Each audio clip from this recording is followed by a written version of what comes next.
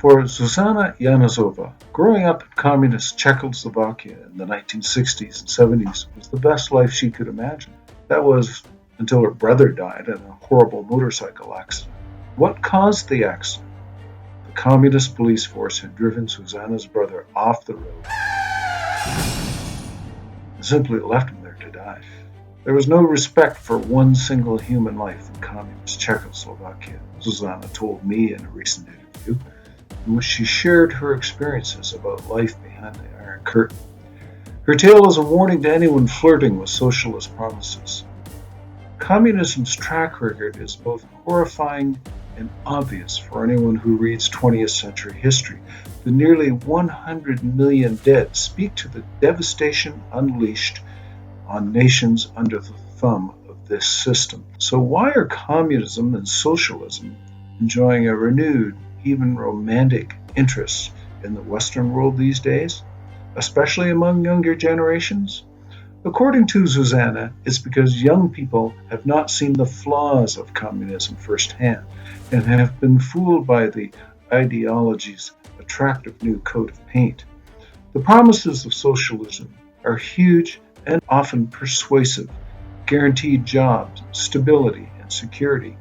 We forget the stark reality of what is actually delivered wherever it has been implemented. But Zuzana remembers. Trading cigarettes for food, bribing doctors for appointments, religious and political freedoms ripped away. Authoritarian societies tend to attract authoritarian-minded people to run the show. Those who would be considered thugs by civilized society ended up running the police and government. And when everything is paid for by government, it's those with friends in the government who actually get the services. Zuzana also recalled a time she spent with anti-communist thinkers, having to meet in secret and to be sure they never discussed their thoughts with those who could be spying for the communists, terrified that you could be thrown in jail, or worse, if you got caught. The government fell soon after the Berlin Wall came down in 1989, and communist regimes across Europe collapsed. Zuzana and her family fled to Canada thinking they'd seen the end of socialism, but she never forgot. Her first red flag in Canada came after the 2015 NDP election in Alberta, when Rachel Notley set out to transform the province along socialist lines. But Albertans decided it was one and done for the NDP.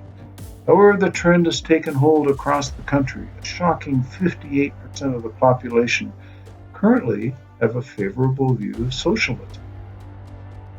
So she finds herself warning all Canadians of their dangerous tryst with this malevolent ideology.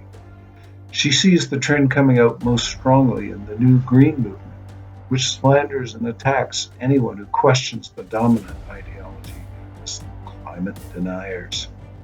When Zuzana's brother died, no one complained to the state police. No one could. And her family never recovered. Zuzana's story is a sobering warning for us all.